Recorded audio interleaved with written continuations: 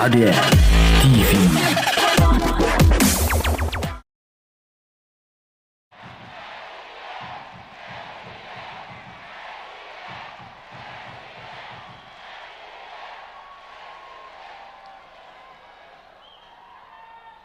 PKS, sekali lagi, PKS, PKS.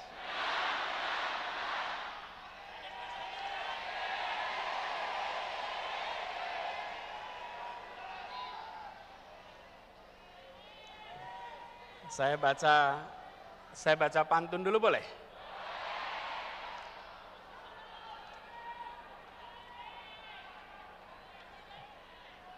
Habib Salim pergi ke Koja, mampir di jalan makan pepaya. 2023 kita bekerja, 2024 kita berjaya.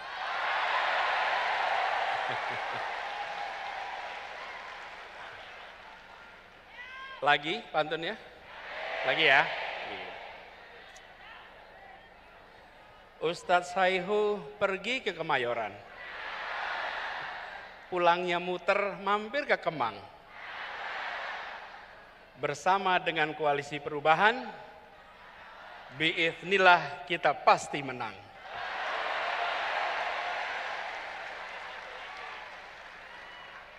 Kalau dua itu kelihatannya kurang lengkap. Ini koalisi bertiga, pesannya tiga, 2 tambah 1 sama dengan 3. Satu lagi. Habib Abu Bakar pergi ke Tambun. Pulangnya lewat hutan kayu. Untuk PKS yang sedang ulang tahun, Happy Milad to you.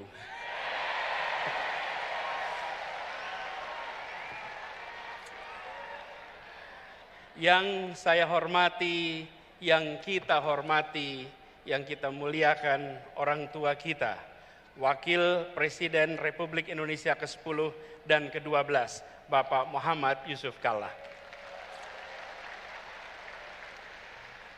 Tadi pidato Pak JK di PKS, sepertinya Pak JK sedang pidato di rumah sendiri, Pak JK.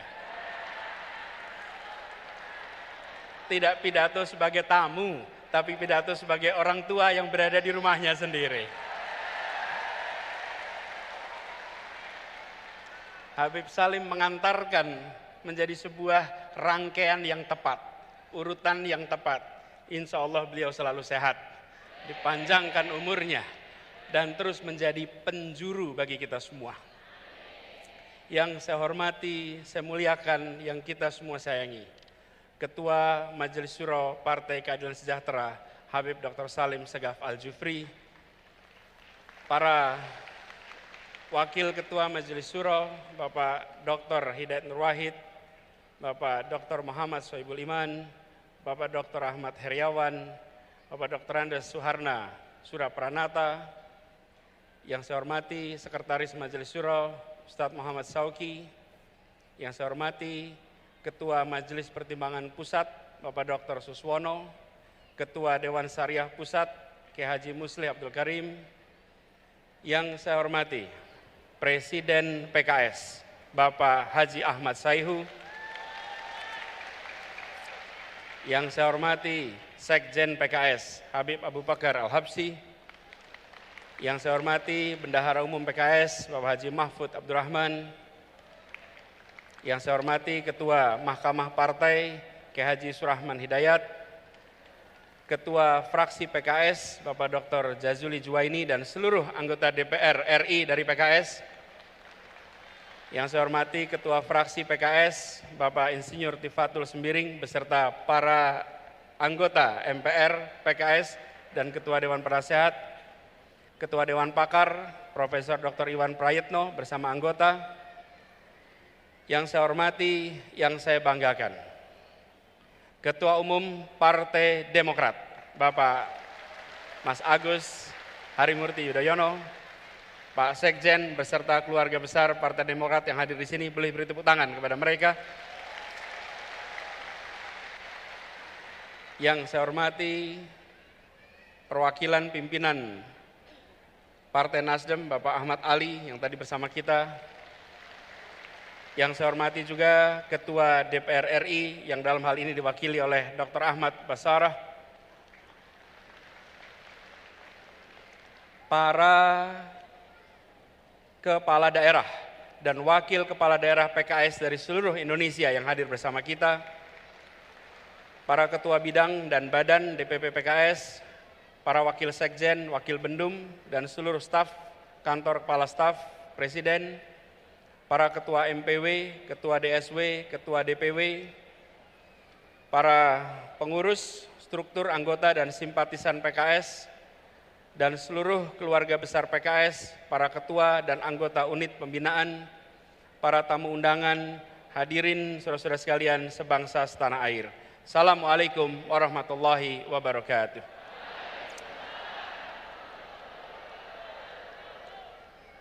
Alhamdulillah, kita bersyukur Allah Subhanahu wa Ta'ala, di sore yang cerah ini kita diberikan kesempatan untuk bersama-sama memperingati 21 tahun perjalanan PKS yang perjalanannya tadi diungkapkan berkali-kali.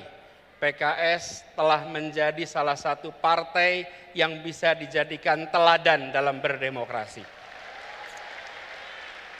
PKS konsisten bahwa berdemokrasi memiliki dua peran.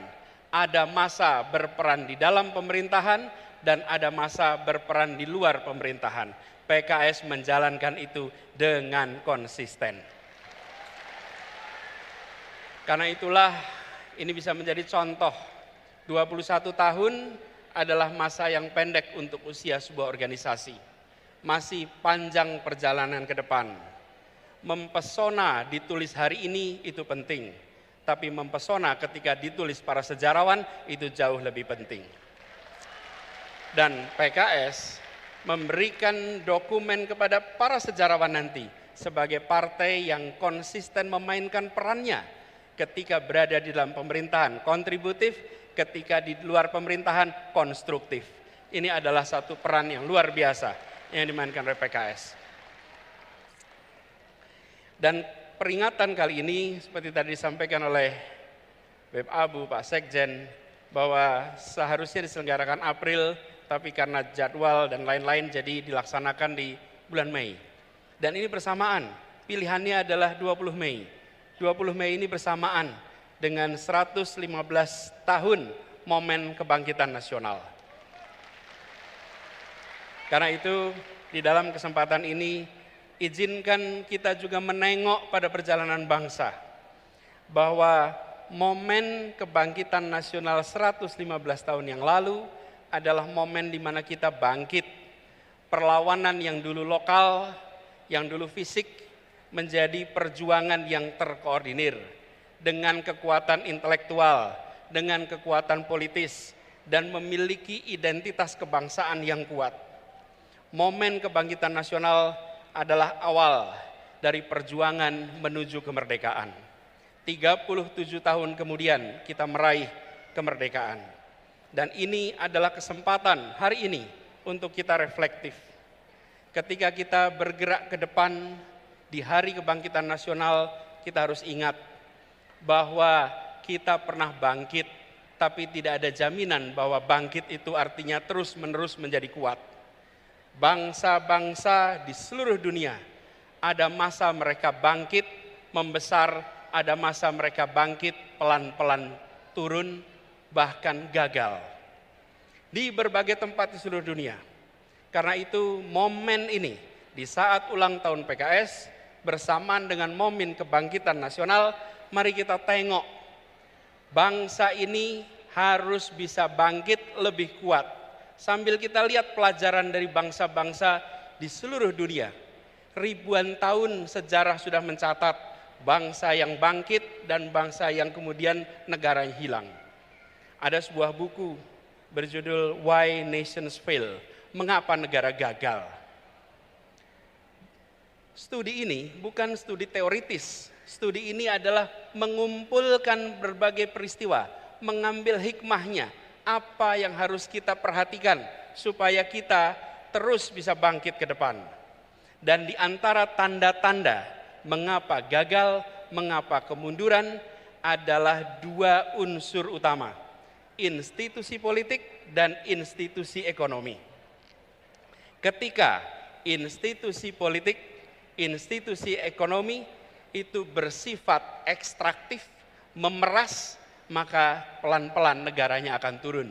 Tapi kalau institusi ekonomi, institusi politik sifatnya inklusif, memberikan kesempatan setara kepada semua, pelan-pelan negara akan bangkit menjadi kuat, menjadi makin berkembang. Apakah institusi politik dan ekonomi yang bersifat memeras, menyingkirkan, atau bersifat inklusif, memberikan kesempatan pada semua? Coba kita lihat satu-satu. Kita lihat institusi politik. Apa bedanya negara dengan institusi politik yang bersifat memeras, ekstraktif, menyingkirkan, dan yang bersifat inklusif atau melayani semua? Negara dengan institusi politik bersifat memeras, menyingkirkan, cenderung mengkonsolidasikan kekuatan, kewenangan pada satu pemimpin, pada satu grup, pada satu kelompok. Kekuasaannya tidak disebar dan dibagikan kepada semua. Negara dengan institusi politik yang memeras, menyingkirkan, memberikan kesempatan partisipasi yang terbatas, partisipasi yang terkendali. Bahkan mereka-mereka yang berbeda pikiran politiknya sering dipinggirkan dari arena.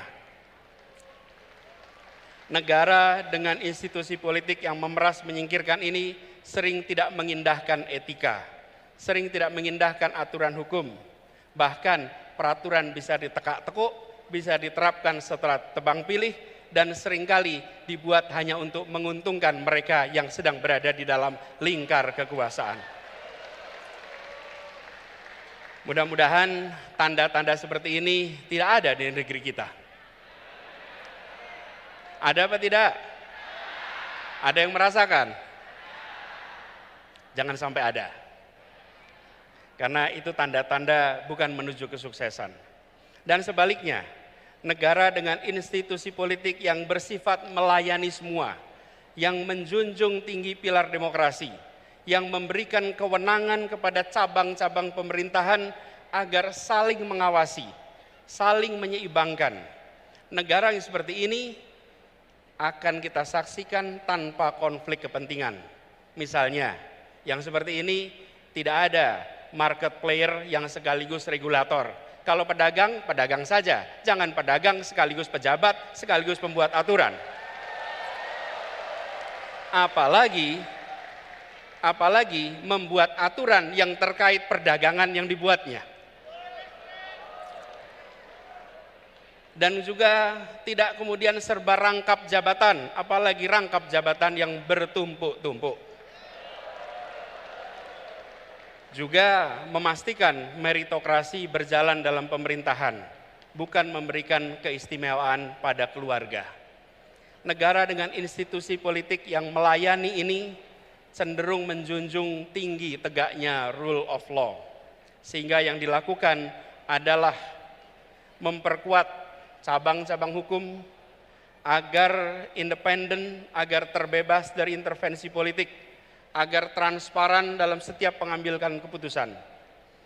Dan kalau kita saksikan, ini yang harus kita perkuat di Republik ini. Yang terakhir, negara dengan institusi politik yang inklusif, yang melayani, akan menjunjung tinggi kesempatan warga untuk menyuarakan pandangannya, pikirannya, aspirasinya tanpa sedikit pun ada rasa takut. Negara yang inklusif adalah negara yang tidak baperan. Negara yang membuka ruang kepada kritik. Negara atau pemerintah memiliki kekuatan aparat, memiliki kekuatan anggaran, memiliki kekuatan media, memiliki bahkan kekuatan senjata.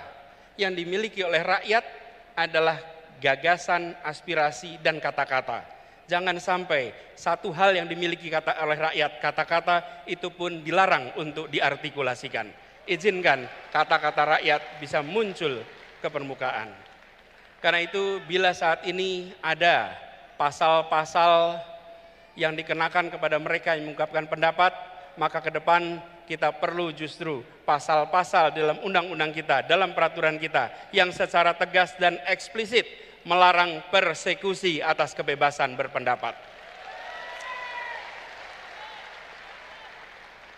Jadi saya juga mengalami ketika tugas di Jakarta, ketika berada di pemerintahan, maka kita menjadi kotak pos alamat keluhan dan kritik. Dan itu harus diterima sebagai it comes with the job. Ini adalah bagian dari pekerjaan. Tidak perlu dituntut, tidak perlu diprosekusi, dan itu juga yang telah kita sama-sama laksanakan di Jakarta. Tidak ada satupun yang dilaporkan dan diprosekusi. Hal lain adalah terkait dengan institusi ekonominya.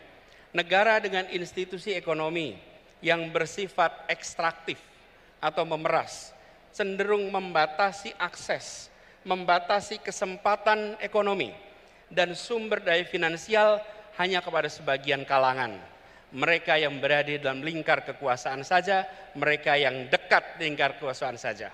Sementara mereka yang jauh, mereka yang tidak bersama, tidak mendapatkannya. Ini harus kita hindari. Harus dihadirkan transparansi dan pengawasan atas penyalahgunaan kekuasaan seperti ini. Dan tentu saja negara dengan institusi ekonomi yang bersifat melayani semua, sifatnya inklusif, adalah yang memberikan kesempatan terbuka, kesempatan yang lebar kepada semuanya. Dan langkah-langkah yang kita lakukan untuk menghadirkan ini adalah memastikan bahwa yang kecil bisa menjadi besar tanpa mengecilkan yang besar. Semangatnya adalah seperti tadi disampaikan, bahwa membesarkan yang kecil tanpa mengecilkan yang besar. Jadi bukan hanya bersifat ekstraktif memberikan kesempatan pada yang besar untuk makin besar, tapi harus memastikan bahwa semua dapat kesempatan yang sama. Dan negara dengan institusi ekonomi yang bersifat ekstraktif ini cenderung abai pada pengembangan pelayanan publik dan pembangunan infrastruktur.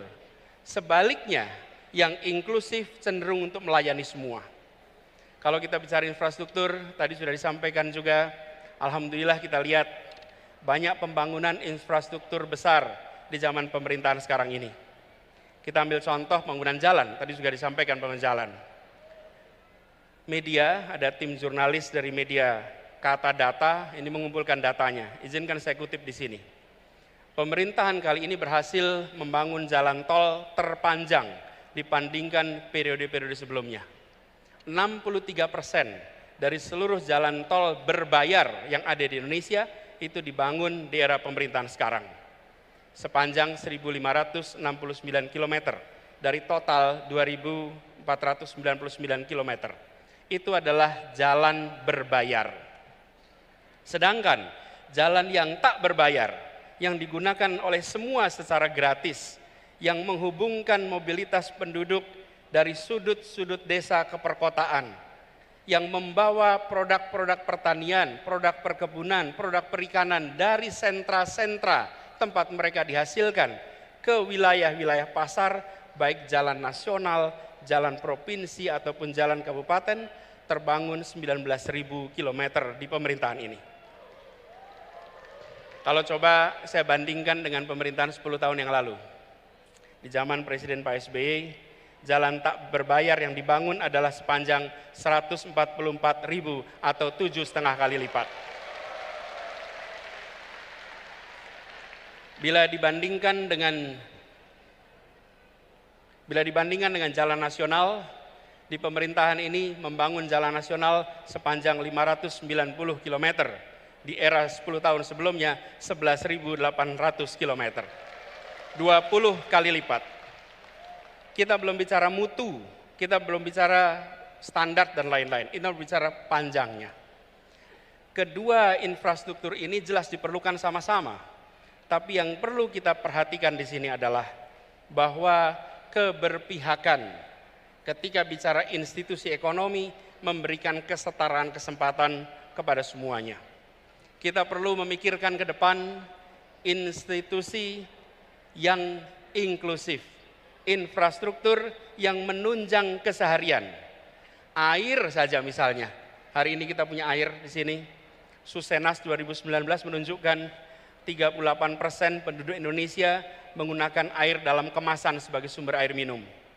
Kalau itu pilihan tidak apa-apa, tapi kalau itu keterpaksaan, maka negara harus hadir menyediakan infrastruktur mikro kecil yang dirasakan oleh seluruh rumah tangga di Indonesia.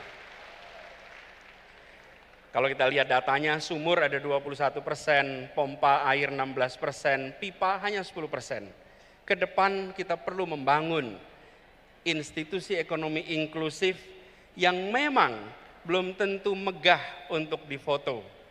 Belum tentu menarik seperti jalan berbayar atau airport bandara yang megah. Tapi air yang mengalir di tiap rumah tangga, infrastruktur mikro di tiap rumah tangga, itu akan memberikan rasa kebahagiaan bagi seluruh rakyat Indonesia. Infrastruktur yang bukan hanya untuk sebagian, tapi infrastruktur untuk semuanya. Kita ambil contoh yang dikerjakan sama-sama di Jakarta. Kepulauan Seribu selama berpuluh tahun adalah kepulauan yang tidak menjadi perhatian utama. Bersama-sama dengan PKS, bersama dengan Demokrat, ketika mengurus Jakarta, kita pastikan bahwa wilayah itu bukan wilayah yang tertinggal, tapi wilayah yang mendapatkan kesetaraan kesempatan dari kita. Bahkan ketika mereka sudah terbangun infrastruktur air, listrik, transportasi, kalau datang ketemu mereka bilangnya gini, Pak Gub, kami butuhnya ATM sekarang Pak. Dulu butuhnya transportasi, sekarang butuhnya ATM, butuhnya cooling station. Itu menggambarkan mereka sudah meningkat kebutuhannya. Karena itu yang tadi disampaikan juga, perjalanan 5 tahun di Jakarta kemarin adalah perjalanan kita membawa janji untuk rakyat Jakarta. Dan janji itu kita lunasi sama-sama untuk rakyat Jakarta. Kini saatnya untuk kita menyongsong amanah yang lebih besar bagi seluruh rakyat Indonesia. Dan kita harus bangkit dengan kekuatan sendiri. Tadi disampaikan pentingnya untuk kita menggunakan kekuatan bangsa Indonesia. Pak Ketua Majelis Suro yang saya hormati, di ujung utara Jakarta ada sebuah stadion yang terbangun. Namanya Jakarta International Stadium. Stadion itu memecahkan rekor dunia karena infrastruktur yang dibangun adalah salah satu infrastruktur paling rumit yang pernah dikerjakan, di mana harus mengangkat sebuah atap yang beratnya 36.000 ton, sama seperti mengangkat 24.000 mobil bersamaan. Dikerjakan dengan kompleksitas yang sangat tinggi. Bahkan program National Geographic Megastructure menempatkan ini sebagai salah satu proyek yang patut untuk jadi pelajaran bagi seluruh dunia. Dan siapa yang membangun? Semua anak-anak yang dilahirkan oleh Ibu Indonesia, yang dididik di tanah Indonesia, yang bersekolah di Indonesia. Tidak menggunakan tenaga dari luar, tenaga kita. Mereka sama hebatnya, dunia mempesona dengan hasil kerja anak-anak Indonesia.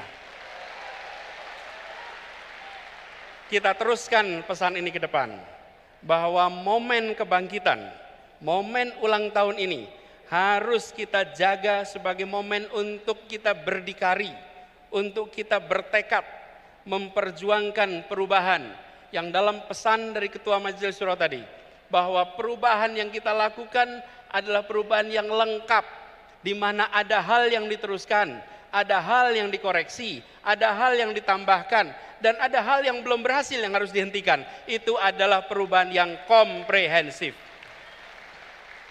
Karena itu kita menawarkan kepada seluruh rakyat Indonesia, PKS menawarkan, dari Nasdem menawarkan, Demokrat menawarkan, dan kami juga menawarkan bahwa gagasan diusung, gagasan ditunjukkan. Karenanya kita mengharapkan kontestasi ke depan kita jadikan ajang adu tawaran gagasan yang terbaik untuk bangsa. Gini, Kalau tantangannya adalah adu lari pagi keliling Indonesia, saya kalah dah. Tapi kalau tantangannya adalah adu gagasan, adu karya, adu rekam jejak, maka kita insya Allah nyatakan siap kepada semuanya. Dan bersyukur sekali, perjuangan kita berkelanjutan. 5 tahun yang lalu, 6 tahun yang lalu kita berjalan bersama-sama untuk membawa perubahan di Jakarta. Dan alhamdulillah atas izin Allah, perjuangan di Jakarta telah berhasil melunasi janji-janji pada seluruh rakyat Jakarta. Apa yang disampaikan oleh Bapak Wakil Presiden, bahwa kita memiliki hutang. Kita berhutang kepada rakyat yang memberikan amanat itu. Dan alhamdulillah perjalanan bersama dengan PKS kemarin, perjalanan persaudaraan, perjalanan saling support, dan Partai Demokrat menjadi contoh berdemokrasi. Begitu masuk kita ke fase putaran kedua, kita jalan sama-sama sampai ujung pemerintahan di Jakarta. Insya Allah kebahagiaan atas ikhtiar perjuangan di 2017 akan berulang di 2024 nanti. Dan kita harus ingat bahwa PKS sebagai partai umat, sebagai partai yang merepresentasikan aspirasi dari segmen terbesar bicara tentang unsur pemeluk agama. Terus kita harus menjadi yang mengayomi, yang mengambil porsi besar untuk perubahan bangsa ini. Seperti tadi diingatkan, innallaha la yughayyiru ma biqaumin hatta yughayyiru ma bi anfusihim. Insya Allah kita pegang kalimat itu, bahwa kita ajak umat ini untuk mendorong perubahan. Bila umat berubah, bangsa berubah. Bila umat maju, bangsa menjadi maju. Sebarkan semangat ini, sebarkan ketulusan, dan dipesankan tadi oleh Ketua Majelis Syuro, jaga keikhlasan. Insya Allah kita selalu dekatkan dengan keikhlasan. Bapak Ibu sekalian yang saya hormati, izinkan saya mengakhiri apa yang menjadi kewajiban bagi kami untuk menyampaikan pesan kebangkitan, pesan ulang tahun PKS dengan mengirimkan harapan kepada semua. Mari kita jaga perjalanan ke depan dengan menjaga persatuan, menjaga suasana kebersamaan. Persatuan Indonesia, tadi digarisbawahi, tidak mungkin bisa terjadi dalam ketimpangan. Persatuan Indonesia hanya bisa dijaga dalam suasana keadilan dan kesetaraan. Dengan keadilan kita punya persatuan, dengan kesetaraan kita punya persatuan.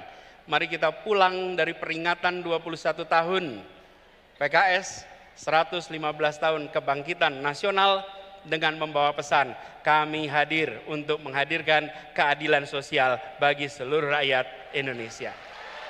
Kami hadir untuk memastikan ada kesejahteraan bagi semua. Kami hadir untuk memastikan muncul persatuan bagi semuanya.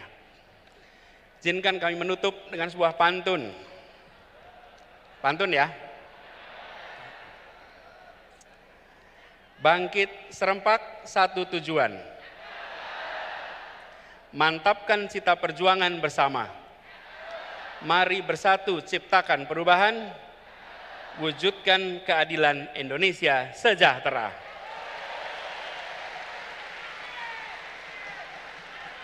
(21) bukan sekedar angka. PKS bukan sekedar konsonan. Perjuangan dan kerja jadi bukti nyata.